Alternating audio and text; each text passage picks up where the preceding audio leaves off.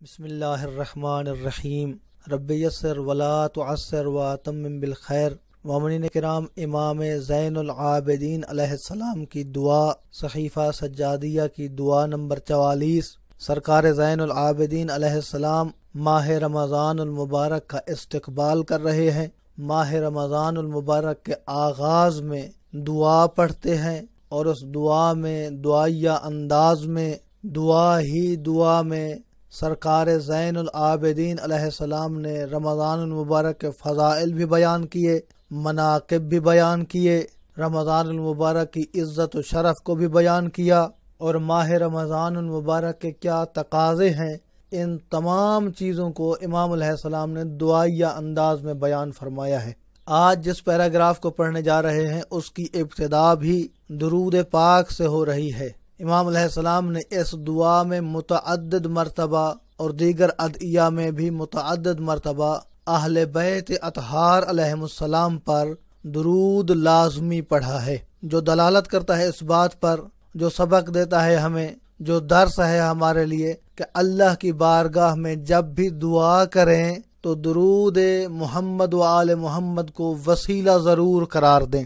دعا مانگیں، دعا سے پہلے بھی درود پڑھیں، دعا کے آخر میں بھی درود پڑھیں۔ یقیناً اللہ کی ذات درود محمد و آل محمد علیہ السلام کے صدقہ میں ہماری دعاؤں کو مستجاب فرمائے گی۔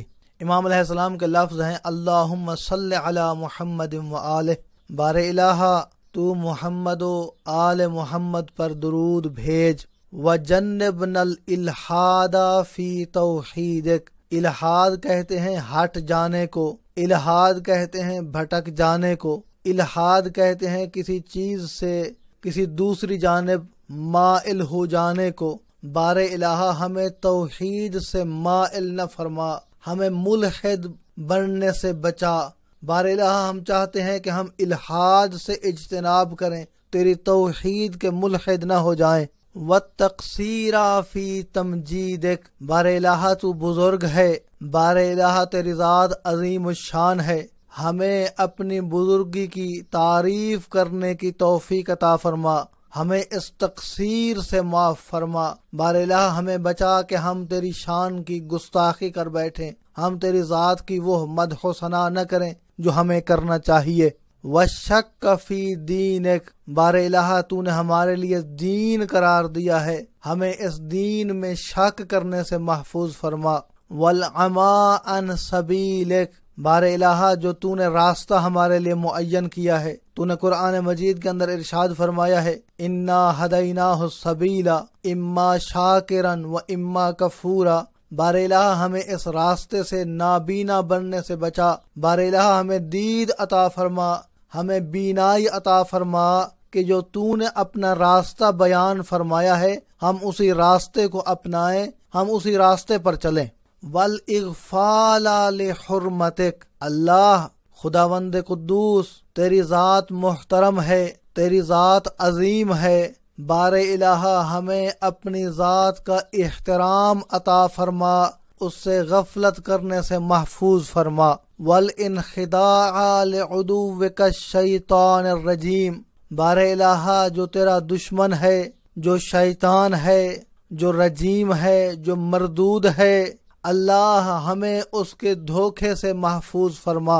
امام علیہ السلام نے یہ دعائیں کی، پھر ایک مرتبہ درود اہل بیت علیہم السلام کا امام علیہ السلام نے پڑھا ہے اللہم صلی علی محمد و آلہ، بار الہ محمد اور اس کی پاک آل پر درود بھیج۔ اس کے بعد امام علیہ السلام نے بڑی ہی خوبصورت انداز میں دعا کی ہے۔